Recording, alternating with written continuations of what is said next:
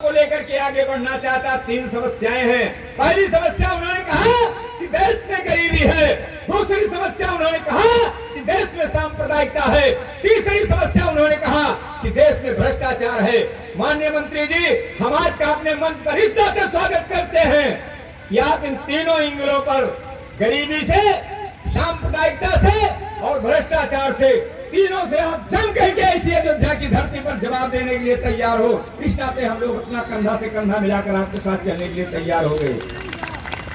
हम निवेदन करना चाहेंगे, बाबूजी ने कहा था बहुत लंबी बात ना हो जाएगी। उन्होंने उस दिन कहा था 5 लाख लोगों के बीच में कि भाई इस देश की समस्या कहने से खत्म नहीं होंगी।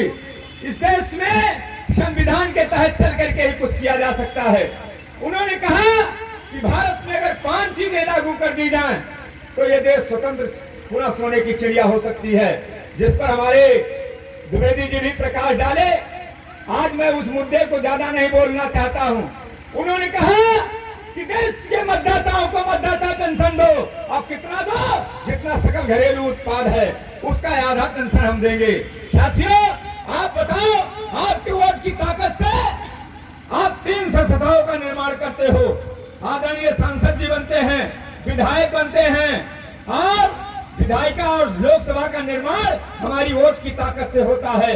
और सबके सब तनख्वाह लेते हैं, सबके सब पेंशन लेते हैं। लेकिन जब मतदाता का नंबर आता है तो कोई भी पार्टी वहां हाथ उठाने को तैयार नहीं होती है।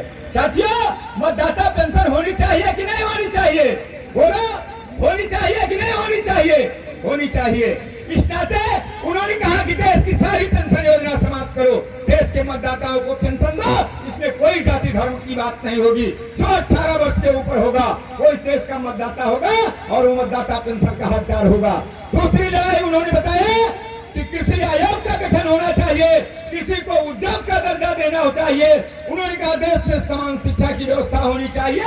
और नंबर 4 पर उन्होंने कहा कि गरीबी रेखा के बजाय अमीरी रेखा का निर्धारण होना चाहिए।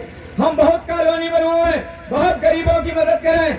आप आज एक कॉलोनी बनवाओगे, 2 बेटे होंगे, फिर कब तक कॉलोनी बनवाओगे? ऐसे गरीबों का कल्याण होने वाला नहीं है जब तक अब अमीरी रेखा का लाइन नहीं, गाइडलाइन नहीं तय की जाएगी कि इससे ज्यादा संपत्ति कोई नहीं रख सकता, तब तक इस देश का सुधार होने वाला नहीं है। इन्हीं 5 बिंदुओं को लेकर के बलिहारी बाबू जी के साथ हम लोगों ने एक केसरिया और नीला झंडा थामा। साथियों, आपसे इस बात के साथ विदा लेना चाहते हैं। आज माननीय मुख्य अतिथि को कोटवा सड़क जाना है।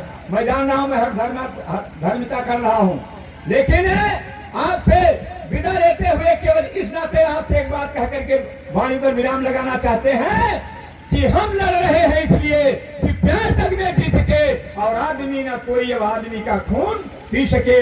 साथियों, अब तेरे हिम्मत की चर्चा गैर की महफिल में है और देखना है जोर कितना बाजी कातिल में है।